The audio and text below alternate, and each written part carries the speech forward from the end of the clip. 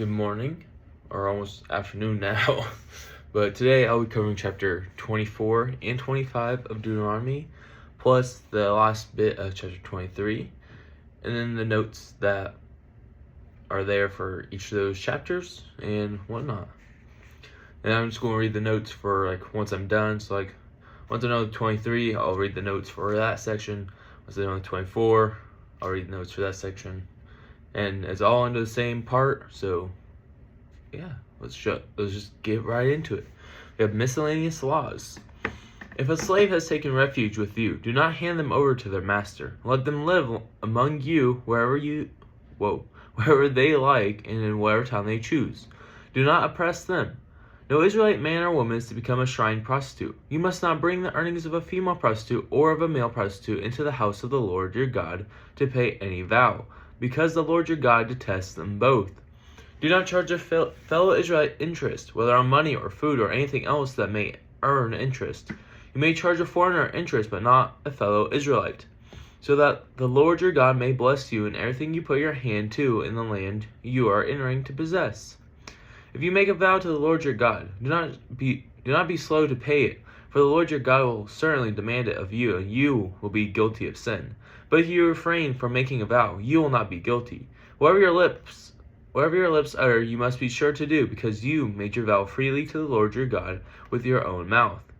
If you enter your neighbor's vineyard, you may eat all the grapes you want, but do not put any in your basket. If you enter into your neighbor's grain field, you may pick kernels with your hands, but you must not put a sickle to their standing grain. And that'd be the end of chapter 23 there. So we have two little notes for what we just covered, and we will be starting with verse 17 to 18. So those were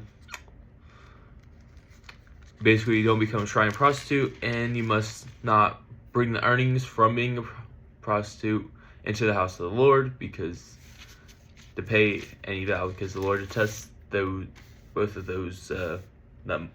He detests the money. Jeez Louise. Alright, for the notes though, it says prostitution was not overlooked in God's law. It was strictly forbidden. To forbid this practice may seem obvious to us, but it may not have been so obvious to the Israelites. Almost every other religion known to them included prostitution as an integral part of its worship rituals. Prostitution makes a mockery of God's original idea for sex, treating sex as an isolated physical act rather than an act of commitment to another human being. Outside of marriage, sex destroys relationships. Within marriage, God intends for it to be a relationship builder. God frequently had to warn the people against the practice of extramarital sex. Today, we still need to hear His warnings. All right, and next is verse 24 and 25, and that's basically you saying you can pick off the grapes and the kernels from those crops, but don't take it for yourselves. If you're passing through, you can grab some, but don't take a whole bunch and go off with it. It says this commandment guarded against field owners selfishly holding onto their possessions. It also ensured that people in need didn't have to go hungry. It was not, however, an excuse for taking advantage of one's neighbors by harvesting and carrying away their crops. That would be stealing. The Pharisees did not interpret this law appropriately when they accused Jesus and the disciples of harvesting on the Sabbath, which is in Matthew chapter 12, verse 1 to 8. And that is the end of chapter 23 now. Now it's time for 24. If a man marries a woman, and we are still in miscellaneous laws, just let you know. So yes, if a man marries a woman who becomes displeasing to him because he finds something indecent about her, and he writes her a certificate of divorce, gives it to her, and sends her from his house, and if after she leaves his house she becomes the wife of another man, and her second husband dislikes her and writes her a certificate of divorce, gives it to her and sends her from his house, or if he dies, then her first husband, who divorced her, is not allowed to marry her again after she has been defiled. That would be detestable in the eyes of the Lord. Do not bring sin upon the land the Lord your God is giving you as an inheritance. If a man has recently married, he must not be sent to war or have any other duty laid on him. For 1 year he is to be free to stay at home and bring happiness to the wife he has married. Do not take a pair of millstones, not even the upper one, as security for a debt, because that would be taking a person's livelihood as security. If someone is caught kidnapping a fellow Israelite and treating or selling them as a slave, the kidnapper must die. You must purge the evil from among you. In cases of defiling skin diseases, be very careful to do exactly as the Levitical priests instruct you. You must follow carefully what I have commanded them. Remember what the Lord your God did to Miriam along the way after you came out of Egypt. When you make a loan of any kind to your neighbor, do not go into their house to get what is offered to you as a pledge. Stay outside and let the neighbor to whom you are making the loan bring the pledge out to you. If the neighbor is poor, do not go to sleep with their pledge in your possession. Return their cloak by sunset, so that your neighbor may sleep in it. Then they will thank you, and it will be regarded as a righteous act in the sight of the Lord your God. Do not take advantage of a hired worker who is poor and needy, whether that worker is a fellow Israelite or a foreigner residing in one of your towns. Pay them their wages each day before sunset, because they are poor and are counting on it. Otherwise, they may cry to the Lord against you, and you will be guilty of sin. Parents are not to be put to death for their children, nor children put to death for their parents. Each will die for their own sin. Do not deprive the foreigner or the fatherless or of justice, or take the cloak of the widow as a pledge. Remember that you were slaves in Egypt, and the Lord your God redeemed you from there. That is why I command you to do this. When you are harvesting in your field, and you overlook a sheaf, do not go back to get it. Leave it for the foreigner, the fatherless, and the widow, so that the Lord your God may bless you in all the work of your hands. When you beat the olives from your trees, do not go over the branches a second time. Leave what remains for the foreigner, the fatherless, and the widow.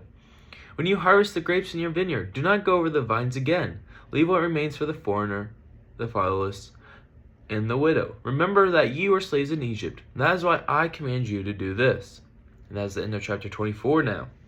For the notes, we'll be starting with verse 1 to 4. And that was about divorcing a woman and then sending her on her way, then she getting divorced again, and you not being able to remarry her again after that second time. And it says, some have thought this passage supports divorce, but that is not the case. It simply recognizes a practice that already existed in Israel. It certainly is not suggesting that a man divorce his wife on a whim. All 4 verses must be read together to understand the point of the passage.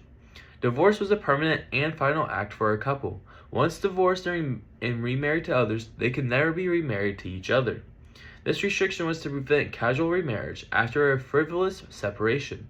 The intention was to make people think very seriously before divorcing. Yes. Alright, next is verse 5.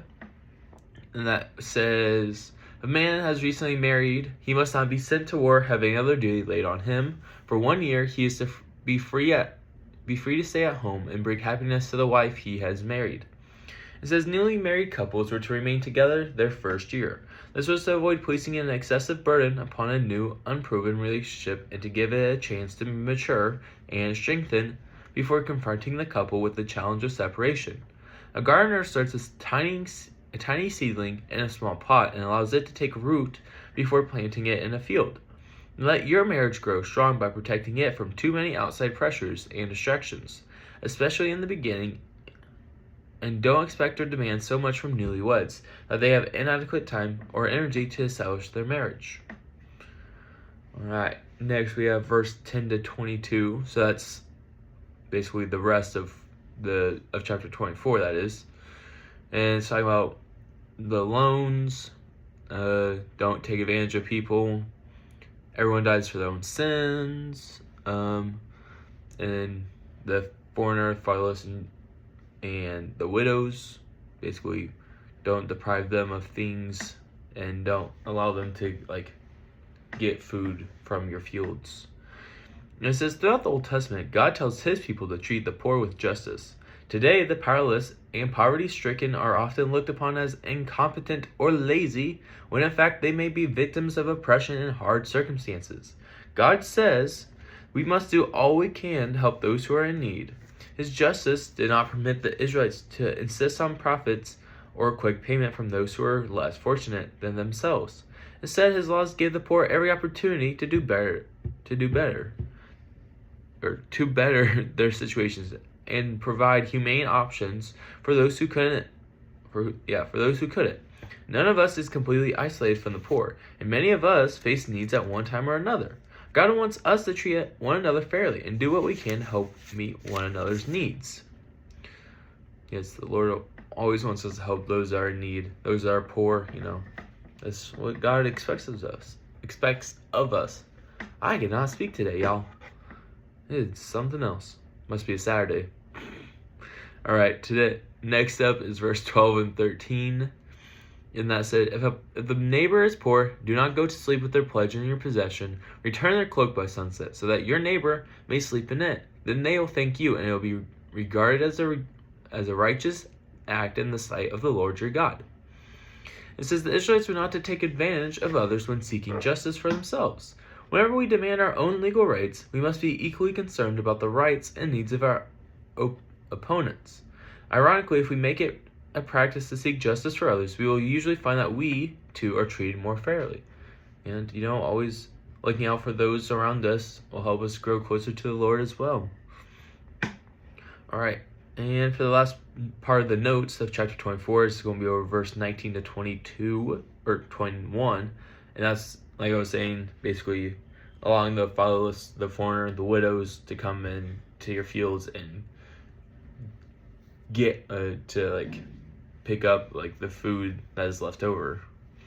It says God's people were instructed to leave some of their harvest in the fields so travelers and the poor could gather it. The second gathering, called gleaning, was a way for those in need to provide food for themselves.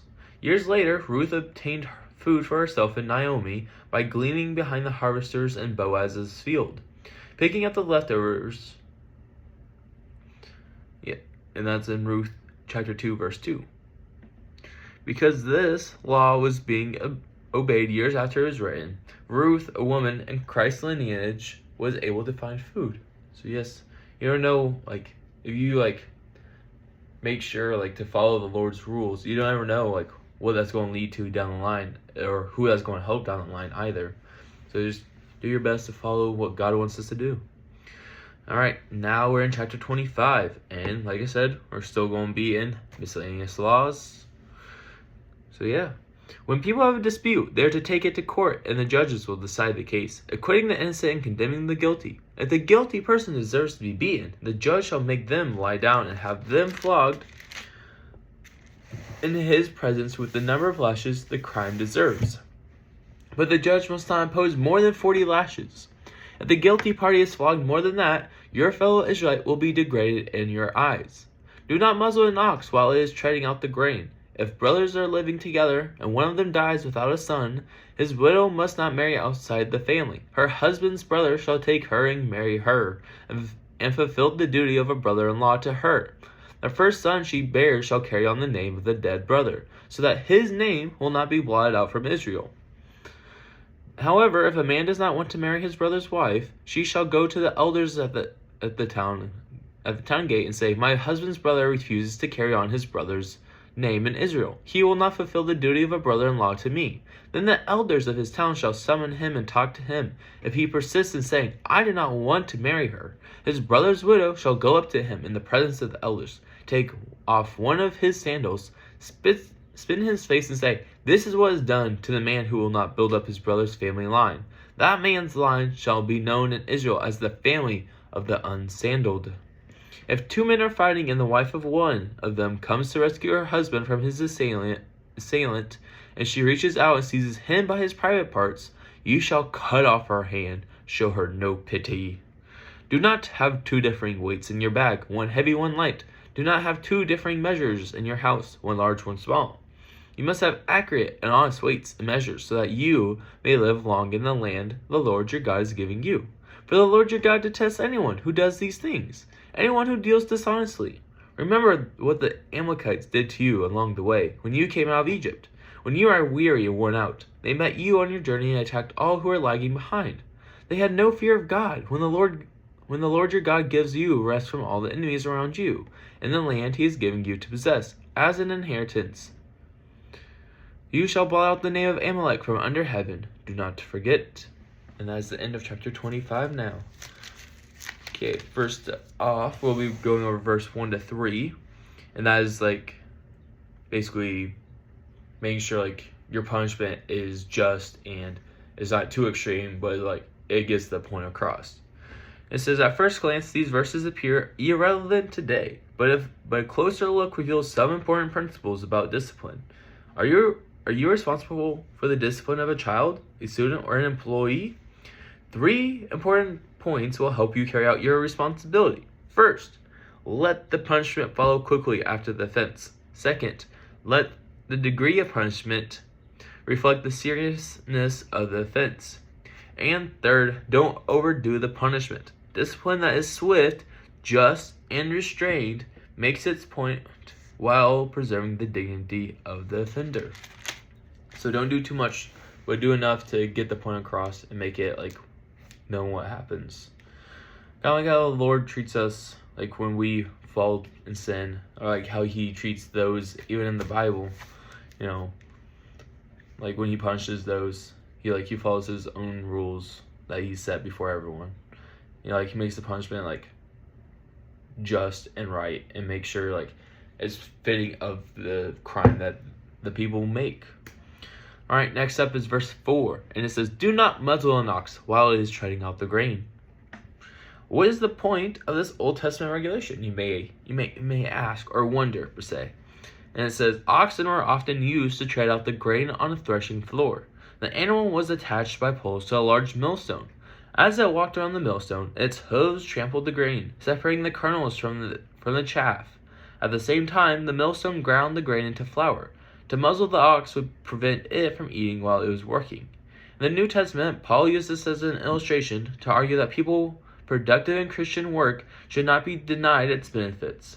They should receive financial support. And that you can see that in 1 Corinthians chapter 9, verse 9 to 12, and 1 Timothy chapter 5, verse 17 to 18. The fact that a person is in Christian ministry doesn't mean he or she should be unfairly paid. There is also a broader application. Don't be stingy with those who work for you. Yes, just be mindful of who's under you and what they're doing for you, and make sure like they are getting their worth from working under you. All right, and the last part is verse 5 to 10 for chapter 25.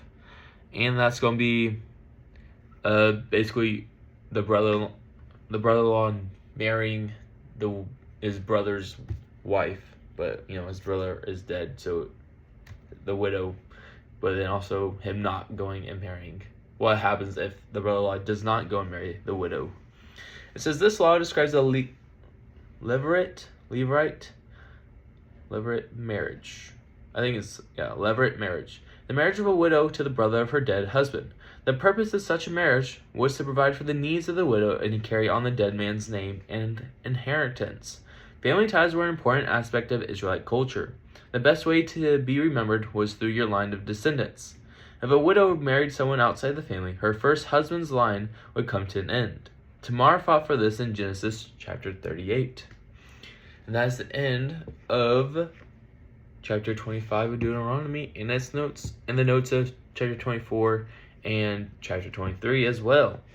So yes, we made it through, y'all. We made it through. But tomorrow will be chapter 26 and 27 of Deuteronomy, and that's all I have. Have a great day.